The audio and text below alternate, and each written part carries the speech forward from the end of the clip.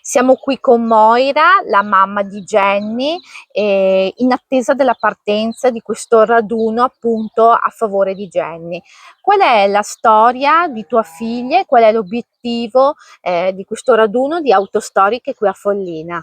La storia di Jenny è che Jenny è diventata disabile in questi ultimi 4 anni. 4 anni fa è diventata una bimba disabile, era una bambina sanissima, dovuto tutto ad una semplice influenza, che ad oggi però ancora questa malattia rara non è stata riconosciuta.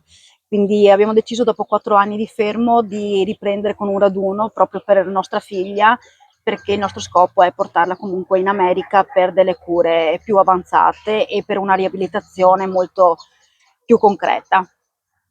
E oggi più o meno quanti mezzi, quante persone sono attesi, più o meno le aree di provenienza? Allora, oggi saranno attese 350 persone e 170 mezzi.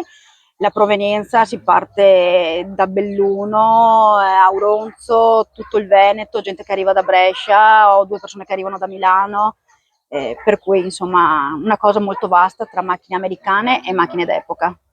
Avete intenzione anche di ripetere questa iniziativa? Assolutamente sì, vorremmo riprendere a fare i 4 raduni all'anno come facevamo una volta, prima che Jenny si ammalasse, ed ogni volta magari cercare di raccogliere dei fondi, chissà, magari fra un paio d'anni riuscire a portare Jenny in qualche struttura più avanzata. Qual è l'augurio che vi fate come famiglia e quali sono le componenti che appunto vi consentono di andare avanti in questa situazione? Essere uniti, affrontare ogni giornata con il sorriso e non piangerci addosso. Ci auguriamo insomma di raccogliere un bel po' di soldini per garantire a Jenny di rimettersi in piedi con le proprie gambe.